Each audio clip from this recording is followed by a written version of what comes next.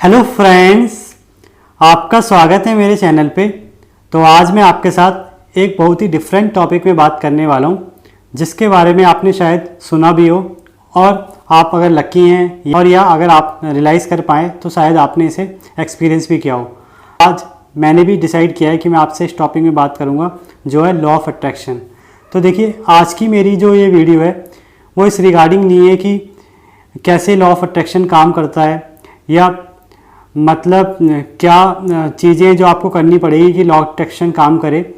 आज की मेरी ये वीडियो है इस रिगार्डिंग कि मेरा क्या एक्सपीरियंस रहा है इस चीज़ से, लॉ ऑफ अट्रैक्शन से, और क्या ये सच में रियल है, मुझे क्या लगता है और क्या आप इससे ले सकते हैं अगर ये रियल है तो मैं इस बारे में ही बात करना चाहूँगा और अपने एक्सपीरियंस कुछ हैं जो आपसे शेयर करना चाहूँगा और कुछ ऐसा हम रिज़ल्ट निकालेंगे इससे जो शायद मुझे लगता है आपके काम आएगा। तो चलिए शुरू करते हैं।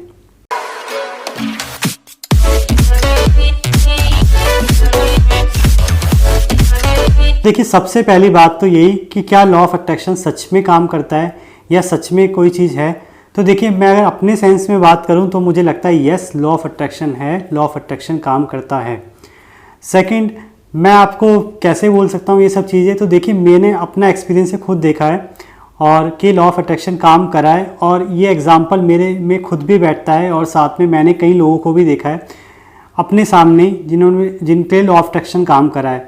और जैसे मैं अदर्स के एग्जांपल आपको बताऊं तो मेरे कई ऐसे दोस्त थे जिनका CSR नेट नहीं हुआ, गेट नहीं हुआ, पर वो फ़ॉरेन जाना चाहते थे, फ़ॉरेन से PhD करना चाहते थे। तो वो स्टार्टिंग से फ़ॉरेन के लिए अप्लाई करते थे और बस वो फ़ॉरेन जाना चाहते थे। मैं तो ये कहूँगा अप्लाई भी नहीं करते थे, उन्हें नहीं पता था कैसे अप्लाई करना है। उसके बाद जैसे ही MSc हुआ और CSR नेट गेट की प्रिपरेशन करने लगे, उसमें वो फेल हो गए बुरी तरह, मतलब उनसे ना नेट हुआ ना गेट हुआ और उन्होंने पूरा 1 ईयर भी दिया, यानी 2 एग्ज़ाम दिए।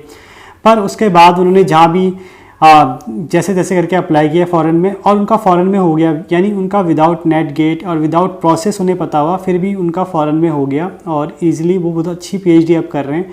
और साथ में मैंने ऐसे भी स्टूडेंट देखे हैं या मेरे फ्रेंड भी देखे हैं जिन्होंने BSc अच्छी जगह से नहीं की, MSc अच्छी जगह से नहीं की, पर फिर भी वो IIT में PhD कर रहे हैं क्योंकि वो IIT में जाना चाहते थे बस, और वो भी बिना किसी नेट गेट के प्रोजेक्ट के थ्रू वो IIT में PhD में चले गए। तो ये चीज़ भी मैंने ये चीज़ भी मुझे देखने को मिली। और मैं आपको एग्जांपल दूँ तो ऐसे ऐसे भी स्टूडेंट BSc में 4, 5, 6 ईयर्स निकाल दिए, फिर उसके बावजूद उन्होंने इतना अच्छा किया कि वो IIT जैम में किसी IIT से उन्होंने MSc करी और उसके बाद PhD में भी अच्छी जगह एनरोल हो गए। तो कहने का मतलब है कि मैंने जो वहाँ से सीखा, बस ये देखा कि वो सिर्फ उस चीज़ को चाहते थे, भले उनको प्रोसेस ना पता हो कि उस चीज़ को कैसे हासिल करना है, पर उनकी चाहत में मैंने देखा कि एक जुनून था, एक डिज़ायर थी, या उन्होंने अपनी जो एप्लीकेशन थी यूनिवर्स को वो इस तरीके से दी, इतनी स्ट्रांगली दी कि उसे वो उन्हें पूरी करनी पड़ी यूनिवर्स को, चाहे उसके लिए टाइम लगा, पर उसको उसने पूरा किया। जैसे मैं आपको अपना एग्जांपल बताऊं तो मैं आपको बताऊं, मैं क्लास 12 से IIT जाना चाहता था। मैं चाहता था कि मैं IIT जाऊं, मैं IIT में एडमिशन लूं, पर क्लास 12 के बाद फैमिली फाइनेंशियल प्रॉब्लम थी फैमिली में, तो कभी ऐसा हो नहीं पाया कि किसी अच्छे कोचिंग ले सकूं, आकाश में, इन सब में। तो मैंने दिल्ली यूनिवर्सिटी में एडमिशन ले लिया। उसके बाद जैम में भले ही अच्छा नहीं कर पाया, खूब मेहनत करी पर अच्छा नहीं कर पाया, तो NIT में एडमिशन मिला। पर NIT में जब मुझे एडमिशन मिला तो उससे पहले मुझे याद है जैम की जब मैं प्रिपरेशन करता था तो मैं IIT मद्रास की वीडियो देखता था काफ़ी मोबाइल पे। इतना छोटा सा नोकिया का मोबाइल होता था, इतनी सी स्क्रीन होती थी, आई थिंक बस इतना ही जितना मैं साइज़ दिखा रहा हूँ, उतनी सी स्क्रीन होती थी, नोकिया का छोटा सा मोबाइल होता था। उसमें मैं यूट्यूब देखता था और उसमें IIT मद्रास का कैंपस देखता था। गाड़ी जा रही होती थी IIT मद्रास की, वो कैंपस घुमा रही होती थी, या बच्चे ऐसे ही इधर उधर जा रहे होते थे। तो मतलब मैं IITs देखता था, IIT बॉम्बे भी देखता था, IIT दिल्ली देखता था। पर जब मेरा जैम में नहीं हुआ, पर मैंने यूनिवर्स को सिग्नल तो दे दिया था कि मुझे IIT जाना है। तो देखो फिर मुझे क्या मौका मिला, दिसंबर में ही मुझे इंटर्नशिप मिल गई ISC बेंगलोर में, जहाँ सबका जाना एक सपना होता है। खुद मेरा एक सपना था, नंबर 1 इंस्टीट्यूट। फिर जून में ही मुझे एज ए समर इंटर्न में सिलेक्ट हो गया IIT मद्रास में। तो जब मैं उस बस में बैठा तो मुझे वही चीज़ याद आई कि इसका सपना मैं 1 साल पहले देख रहा था।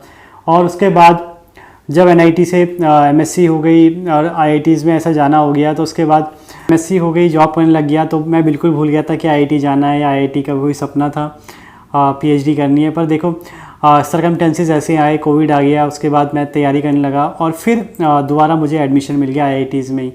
और जिन भी आईआईटीज़ में जाना चाहता था लगभग मुझे सब में ही एडमिशन मिल गया था, आईआईटीज़ में, आईएसआर में, सीएसआर में, बड़े बड़े कॉलेजेस में।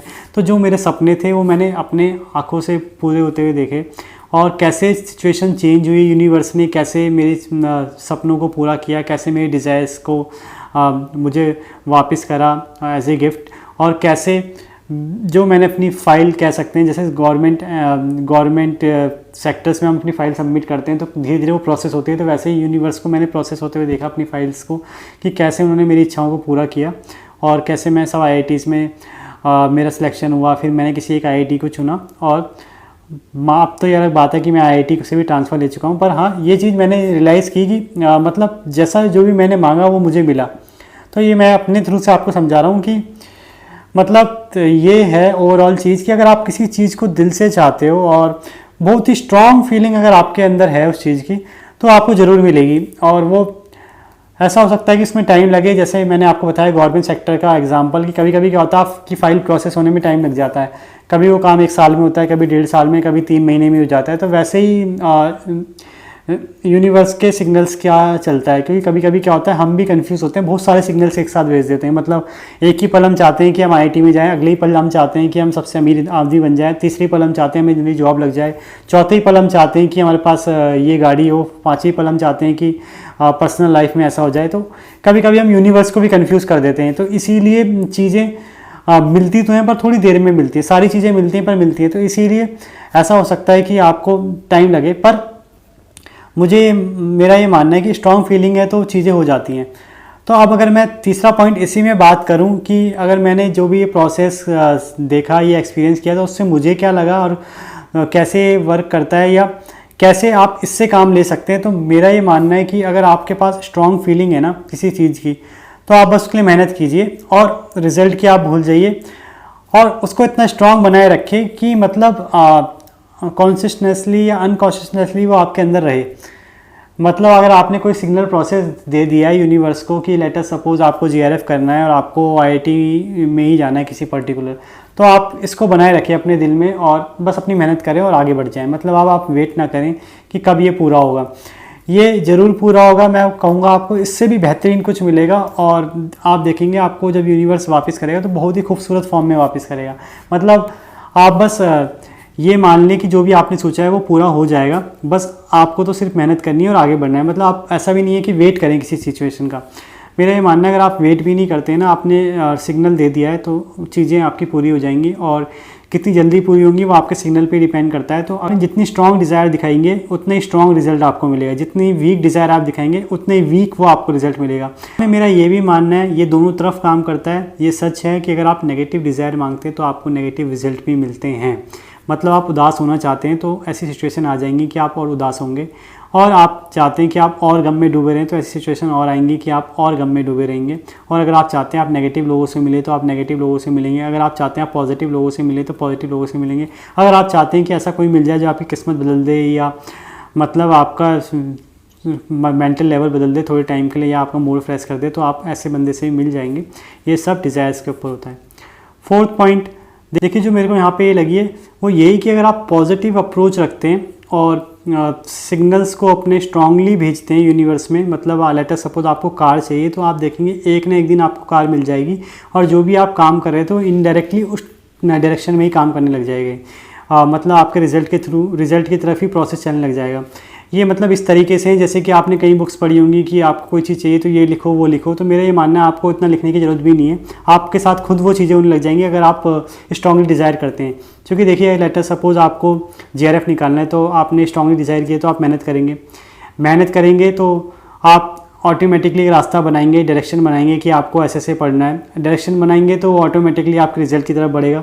तो मतलब वो सब चीज़ें, सारे प्रोसेस सब ऑटोमेटिकली या ऑटो मोड में चले जाएंगे अगर आप अपने डिज़ायर को स्ट्रॉन्ग रखते हैं। तो कहने का मतलब है पहले आप ये चीज़ क्लियर कर लीजिए कि आपको करना क्या है। कभी कभी क्या होता है 5-6 चीज़ें आप एक साथ मांग लेते हैं, तो इससे क्या होता है आपके सिग्नल्स वीक हो जाते हैं और जो चीज़ें होती हैं वो उस तरफ ज़्यादा जल्दी पूरी होती हैं जो उसके सिग्नल ज़्यादा स्ट्रॉन्ग होते हैं। तो इसीलिए मैं आपको ये कहूँगा, अगर आप एक टाइम पे एक चीज़ पे फोकस करें तो ईज़िली आपको वो चीज़ें मिल जाएंगी। और ये मैंने देखा भी है, कई लोग थे जो मेरे आसपास थे जिन्हें जॉब चाहिए थी और जिन्हें जीआरएफ नहीं निकालना था, तो उनका टाइम पे जॉब निकल गया। मतलब जितने टाइम पे किसी का जीआरएफ निकाल उनका जॉब निकल गया। आपको हमेशा क्लियर होना चाहिए माइंड में कि आपको करना क्या है। अगर उस प्रोसेस को अगर आप उस सिग्नल्स को यूनिवर्स में भेज देते हैं तो मैं आपको बताऊं तो वो ज़रूर पूरा होता है। सिर्फ 1 वीक तक भी एक डायरेक्शन में सोचते हैं ना, तो आपकी फीलिंग अपने आप में स्ट्रांग हो जाती है और उसके बाद आप सिर्फ मेहनत करते हैं और फिर आप भले ही उस डिज़ायर को भूल जाइए। मैं आपसे वादा करता हूँ या मैं अपने एक्सपीरियंस से आपको बताता हूँ, वो चीज़ आपको कहीं ना कहीं जल्दी किसी फॉर्म में वापस मिल जाएगी और आप देखेंगे जो भी चीज़ आपने चाहा था वो इनडायरेक्टली आपकी पूरी हो जाएगी। और ये हर एक छोटी से लेके बड़ी चीज़ तक मैं आपको कह रहा हूँ। मतलब एक छोटी सी डिज़ायर भी अगर आपकी है कि आपको फ़ोन मिल जाए तो वो भी आपको मिल जाएगा।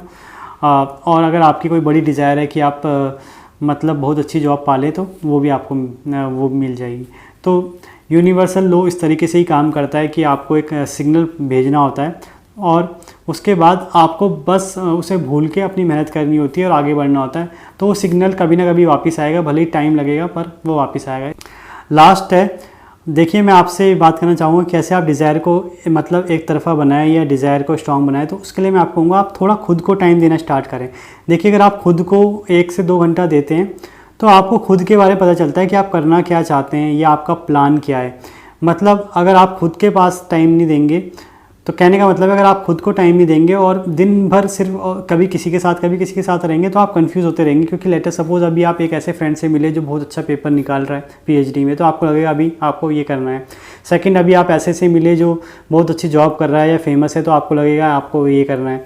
थर्ड टाइम आप ऐसे ही मिलेगी जो जॉब की प्रिपरेशन कर रहा है, जॉब लगने वाला है, तो आपको लगेगा ये कर रहा है। तो इससे क्या होगा, आप कन्फ्यूज़ होंगे। तो तभी मैं आपको कहूँगा कि आपको दिन में कम से कम 1 घंटा और नहीं तो वीकली में कम से कम 2 से 3-4 घंटे तो 4 घंटे तो आपको देने ही चाहिए खुद को, ताकि आपको ये पता चले कि आपका क्या प्लान है, आपको क्या करना है और आप अपनी डिज़ायर्स पे काम कर सकें और अपनी इच्छाओं को यूनिवर्स में भेज सकें। आई होप आपको ये वीडियो पसंद आई होगी और थोड़ा बहुत आइडिया लगा होगा कि कैसे लॉ ऑफ अट्रैक्शन मतलब आपके जीवन को बदल सकता है। देखिए अभी भी मैं फिर ये कहूँगा, मुझे खुद नहीं पता ये कैसे काम करता है, पर हाँ जितना मैं समझ पाया हूँ उतना मैंने आपको समझाने की कोशिश करी है। एंड बाकी एक और चीज़ है जो मैं मानता हूँ कि लाइफ में कुछ पाने और खोने जैसा नहीं होता, एंजॉय करने जैसा होता है। तो इसलिए जब भी मैं आपको बोल रहा हूँ कि आपको डिज़ायर करनी है और फिर भूल जाना है, तो उसका मतलब यही है कि आपको पॉजिटिव अप्रोच रखनी है कि हर चीज़ पूरी होगी और बस अपने हर मोमेंट और हर टाइम को एंजॉय करना है और वो चीज़ करनी है जो आपको पसंद है। क्योंकि इसी से रिलेटेड मेरी एक और थ्योरी है, टाइम फ्रेम थ्योरी, जिसे मैं बहुत ज़्यादा मानती हूँ। ये मेरी अपनी एक फिलॉसफी है, अगर आप उसको सुनना चाहते हैं तो आप डिस्क्रिप्शन बॉक्स में देख सकते हैं। तो इसमें यही है कि life is all about to process your time in a positive way. तो यही चीज़ है कि आपको वो करना चाहिए जो आपको पसंद है और जिसमें आप एंजॉयमेंट कर रहे हैं, ताकि कोई चीज़ जब आपको मिले तो भी अच्छा लगे और कोई चीज़ आपको नहीं मिले तो भी आपको ये गम ना हो कि आपने अपना टाइम वेस्ट किया। लास्ट हर बार की तरह इस चैनल को सब्सक्राइब करें, वीडियो को लाइक करें और शेयर करें। Thank you.